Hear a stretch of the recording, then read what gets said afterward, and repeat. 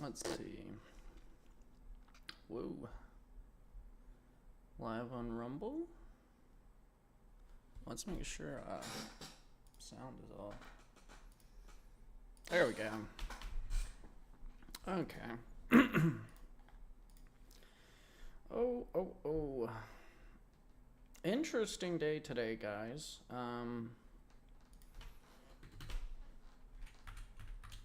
On my behalf and on the news part, we'll get into that in a second. Here, electricity has been going in and out all day, which has been, well, it's made my job a lot harder, especially when there's no internet. Join me live on YouTube and Rumble. Should be an interesting one. That's just what we'll have to do today. I am already late once again. Only a minute late today, I guess, but still late. Not acceptable.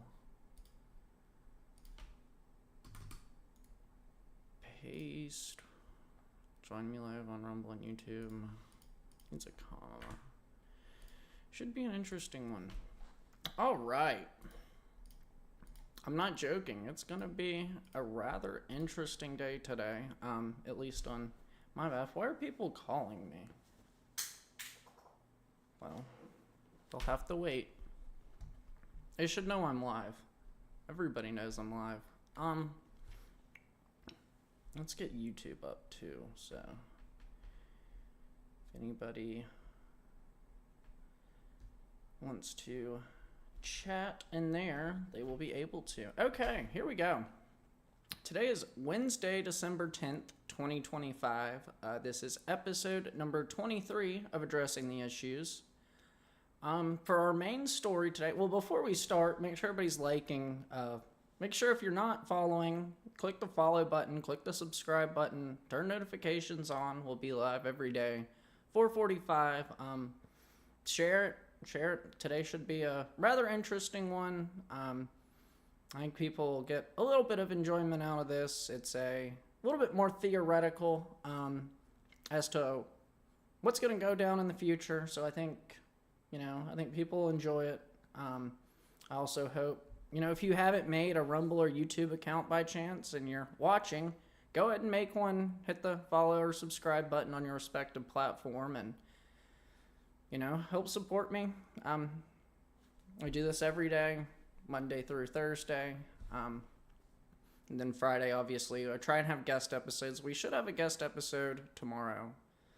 But our main story today, things are getting tense with Venezuela. The U.S. have intercepted and seized a sanctioned Venezuelan oil tanker in the Caribbean today.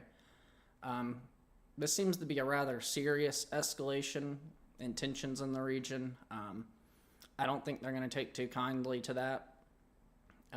But this comes 2 days after a second letter from an ex-Venezuelan general, Cliver Antonio Alcala Cordones, was written to the president and the people of the United States. Once again, like last time, I'll read this whole letter, and afterwards I'm going to try and put together what all of this means. Keep in mind, this is a second general. This is Cliver Antonio Alcala Cordones, not Hugo Carvajal Barrios. That's the one I read in episode 20. But here we go. It's dated December 8th, 2025, to the President of the United States, Mr. Donald J. Trump, and the American people. From Major Cliver Antonio Alcala Cordones. The subject is information of interest for the national security and foreign policy of the United States. Mr. President and the citizens of the United States of America, my name is Cliver Antonio Alcala Cordones, retired Major General of the Bolivarian Armed Forces of Venezuela. I address you with respect and in spirit of cooperation to share information that I consider relevant to the national security of the United States and to the understanding of criminal and political dynamics in my country that extend beyond its borders. I've been detained in the United States since March 2020 after voluntarily surrendering to agents of this country while in Colombian territory. I am currently held in a federal correctional facility in the state of Maryland, serving sentence after pleading guilty to 2 counts of having provided assistance to the Revolutionary Armed Forces of Colombia, or FARC, by following direct orders from my then superior, Hugo Chavez. I committed a huge mistake that I will regret for the rest of my life. Today I wish to provide information about the criminal structure that dictatorially governs Venezuela, currently known publicly as the Cartel de los Soles. 2 key figures in this entire criminal network are the siblings Jorge and Delcy Rodriguez. With a deliberately low and calculated public profile, they are true Machiavellian masterminds behind the leaders of the cartel's corporation known as Cartel de los Soles. They are the real controllers of Nicolas Maduro and Diosdado Cabello. The regime's survival in power is largely due to these 2 individuals. Delcy Rodriguez is the current vice president of the country, and her brother Jorge Rodriguez is the current president of the National Assembly of Venezuela. Trinidad Aragua. I served in my country's army for 34 years. In 2011, while stationed in the state of Aragua, I led the military takeover of Torcorón prison. Despite political pressure from some members of the Venezuelan government to prevent the operation, I carried it out and took military control of the facility, resulting in deaths of 16 criminals. The leaders of the criminal group now known as Trinidad Aragua were being held in that prison. Then the then Minister of Sports, Antonio Enrique Alvarez Cisneros, better known as Potro Alvarez, was sent by Chavez to have direct contact and coordinate the criminal leaders in those prisons. After Chavez's death in 2013 and Nicolas Maduro's assumption of power, I requested my retirement from the army despite offers to continue, because I was unwilling to serve under his command. It was very clear to me that a criminal gang leader was taking power. From that moment on, it became public knowledge that I became a staunch opponent of the dictator Maduro. With his political consideration, the prison-based criminal structures were strengthened under his control. There were direct communications from the prisons to him, with Potro Alvarez acting as the facilitator of links with prison leaders. Instructions were even given to those leaders to control inmates' votes in elections, while criminals came and went to commit crimes and prisons functioned as weapons and other illegal elements' depots. Some of those criminals, including corrupt union leaders linked to a Chinese-funded Aragua-Carabobo railway project, form part of the group now known as Trinidad Aragua, which has been used by Maduro for his criminal purposes ever since. Nicolas Maduro, trained and formed in Cuba, used these criminal schemes from the prisons for personal gain, replicating practices he learned in that country. Nicolas Maduro's government exported this criminal organization to other countries, including the United States. Electoral frauds. In the electoral sphere, Army General Carlos Quintero, a member of Venezuelan military intelligence and current vice president of the National Electoral Council, has been responsible for committing electoral fraud. General Quintero was the engineer in charge of Venezuela's Smartmatic electoral technology used to carry out the frauds. Most elections in Venezuela have been manipulated by Maduro's government. I'm aware of the use of parallel Smartmatic voting systems to alter results, especially in locations without opposition party representatives, making irregularities difficult to detect. This is the same technology used in other countries, including USA, by the company Smartmatic. The controllers of this entire system are the siblings Jorge and Delcy Rodriguez. Relations with Iran. Regarding Venezuela's foreign policy, the relationship with Iran has been historically close. Maduro deepened cooperations with Iran as a strategic partner for Venezuela. Maduro maintained and managed the most sensitive relations, IRGC and Hezbollah, with Iran since he was Hugo Chavez's foreign minister. Relations with the United States. In terms of intelligence and relations with the United States, there were close ties between the supreme core of Venezuela power, Nicolas Maduro, Diosdado Cabello, Jorge Rodriguez, Delcy Rodriguez, and American congressmen. Maduro and his accomplices boasted about the supposed control they exercised over these congressmen. I learned this information in 2007 when I was transferred to the state of Carabobo, where I met with several congressmen who were members of that group. Drug trafficking and illegal mining. Finally, drug trafficking and illegal mining as two of the most important criminal activities in the Venezuelan regime in power. It was widely known that government leaders were involved in this criminal activity in various ways. I publicly accused Nicolas Maduro's government of embezzling Venezuela's minerals, including gold and diamonds, but also other rare strategic minerals, specifically in the region named Arco Minero del Orinoco. Nicolas Maduro even used his son to control the illegal activities in that geographic area. These were complementary criminal activities. Gold and diamonds served as key commodities in the money laundering mechanism of the drug trafficking carried out by what is known as the Cartel de los Soles. I am willing to testify about these and other matters within my personal knowledge that may be of interest to the government of the United States. The government of the dictator Nicolas Maduro and his Cartel de los Soles undoubtedly represent a threat to the national security of the United States of America and other neighboring nations. They are also, of course, responsible for having destroyed my beloved homeland. I thank you for your attention and determination in pursuing the restoration of democracy in Venezuela. It is public knowledge that I also attempted this more than once and put my life at risk for it, forcing me to exile in Colombia. Without a doubt, I would do it again. It is an unwavering commitment to my country and its constitution. I will remain at your disposal to collaborate broadly with your government with the aim of contributing to the security and justice of your country and mine. Sincerely, Cliver Antonio Acala Cordones, dated December 8th, 2025. So what does all this mean? Well, I'd say it's looking like especially given the seizure of the oil tanker, I think it looks like it's going to get hot. I think we'll have hot war maybe by the end of the year, maybe January, February, March of next year. I'm not sure that this doesn't also have the shaping for a World War III style conflict. The U.S. seems like it's going to be occupied in two conflict zones with three countries, those countries being Colombia, Venezuela, and Mexico. But on the other side of the world, this coincides with one of China's largest military buildups ever outside of Taiwan.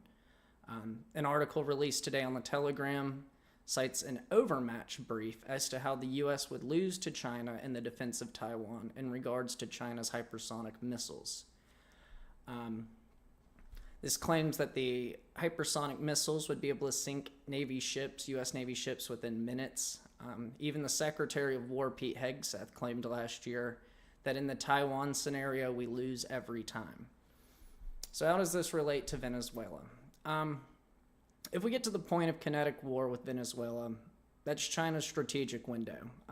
It's their window of opportunity to invade Taiwan. It's where semiconductors, chips are made, a majority of the world's chips and semiconductors. Japan has claimed that it would come to the defense of Taiwan, but they're easily outmatched by China. It seems that there's going to be one power in each hemisphere in the future. Each power will have control over that hemisphere, and it looks like that's going to be the best case scenario. It's going to be China in the east and the U.S. in the west. I think where Russia is going to stand on this is actually going to be the X factor in this situation.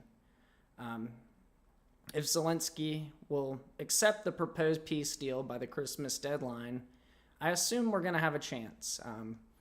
But if this war drags on there, I would assume it's more and more likely that Russia is going to choose the side with China in this. I think if peace isn't reached quickly in Ukraine, Europe is once again going to be the future battlefield stuck in the middle. The X factor here is really, can the war in Ukraine be ended by Christmas? And can we make a deal that effectively flips Russia from China?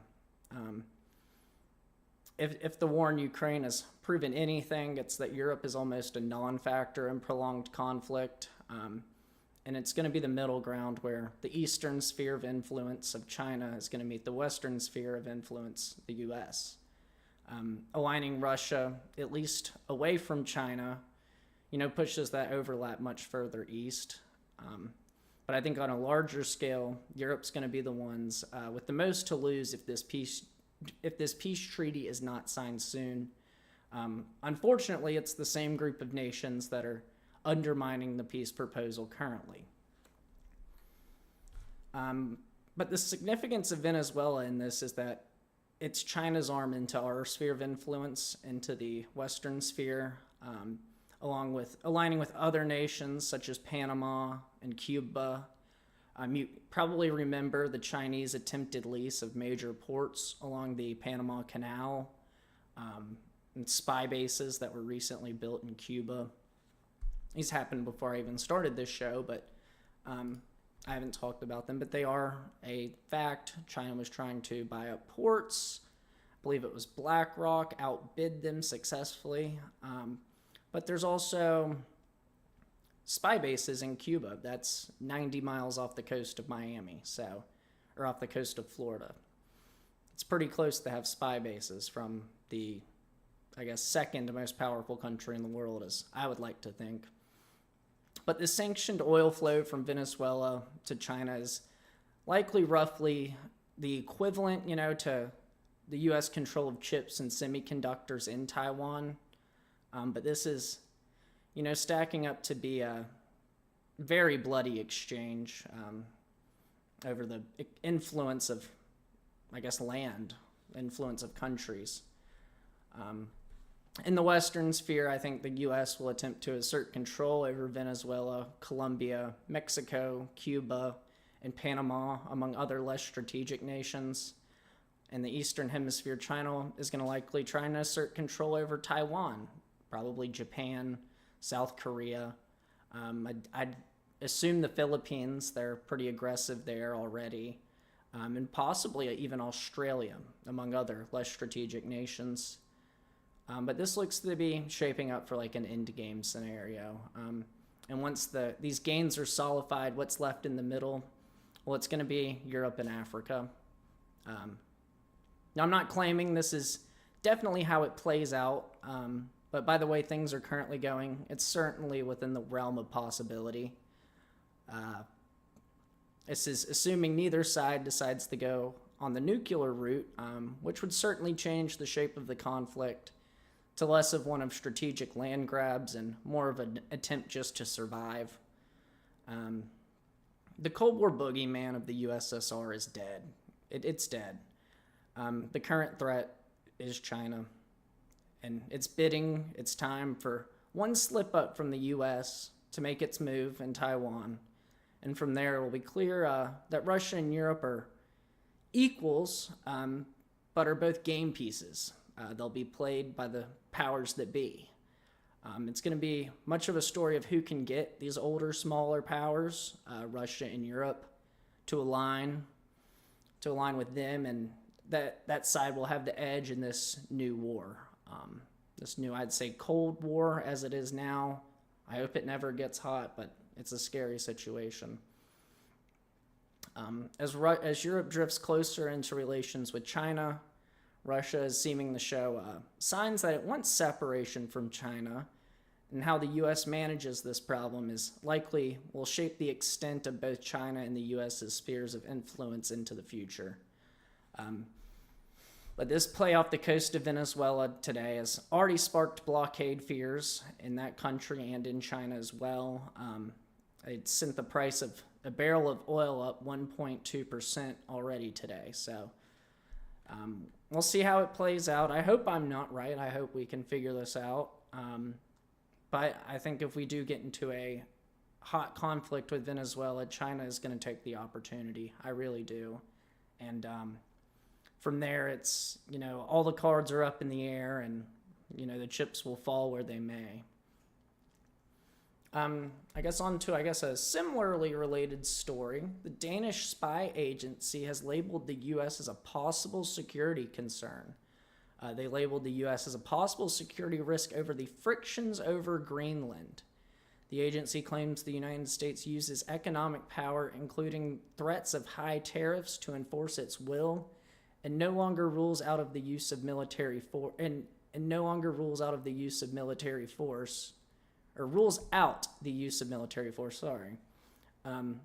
even against allies. That's a quote from the agency itself.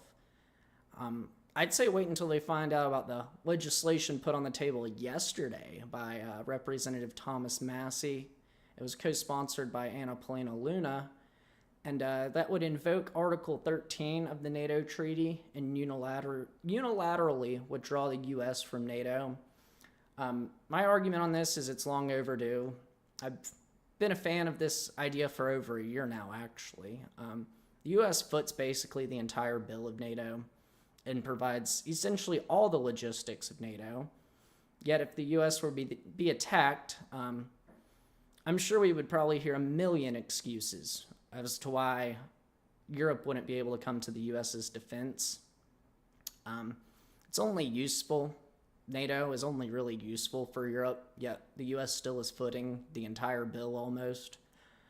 The main reason the U.S. wants Greenland is for strategic defense, which Denmark and its European counterparts are failing to adequately provide, in my opinion.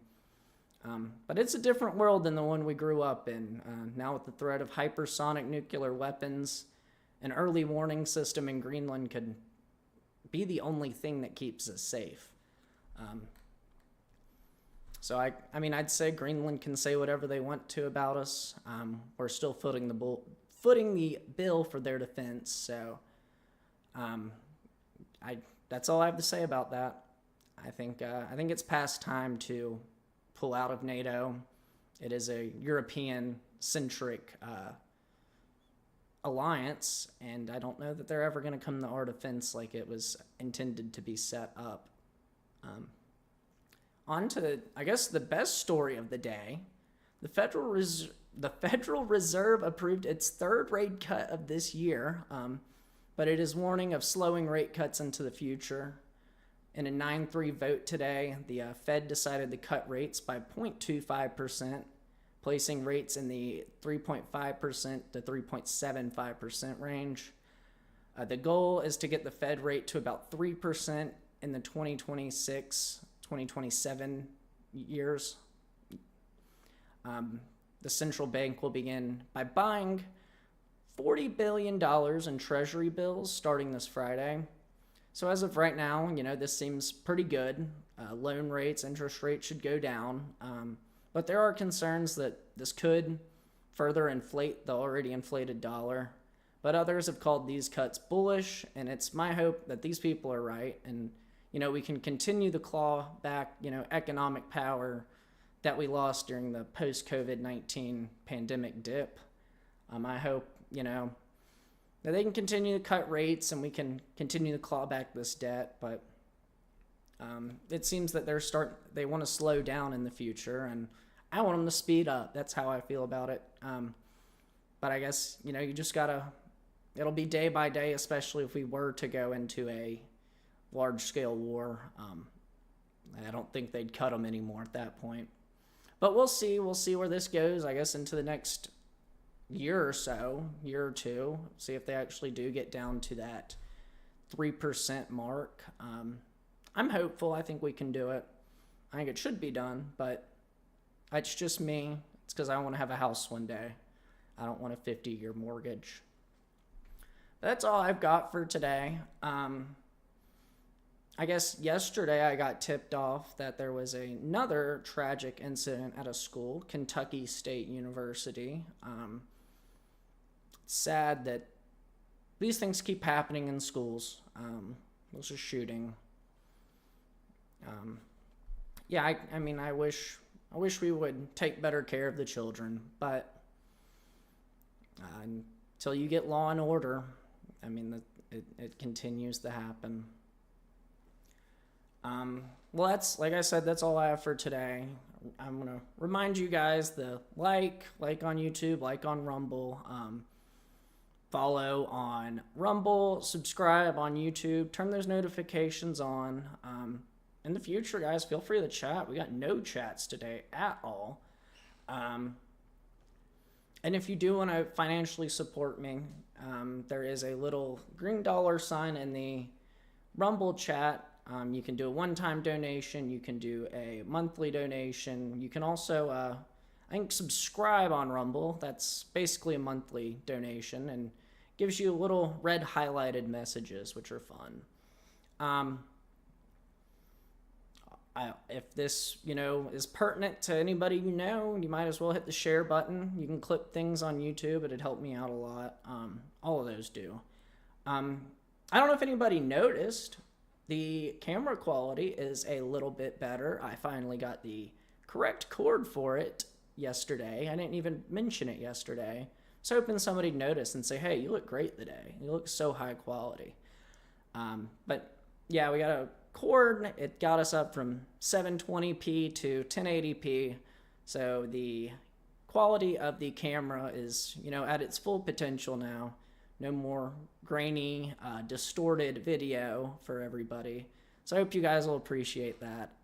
I appreciate it. I think it looks stunning compared to last week. Like I said, that's all I have for today. Make sure you guys are liking, subscribing, following. I guess I'll sign off. To all my people on the East Coast, I hope you make it home safe. To my people further west, I hope you finish up the workday strong and get home safe as well. I'll see you guys again tomorrow. You're always high quality. Thank you, MSJ. See, you can get those little red highlighted messages that MSJ does if you want to subscribe on Rumble. It's fun. But yeah, that's all I have for today. I'll see you guys again tomorrow at 4:45 Eastern Standard Time. I do have a meeting tomorrow at 2. That'll be the interview for Fridays. So that means we will have a guest episode this Friday. The focus is going to be actually on Europe. I guess that's kind of timely for what we talked about today. So maybe I'll add some questions in about what I spoke about and see how they feel. But that's all I've got for today. I'll see you guys again tomorrow at 4:45. Thank you, guys.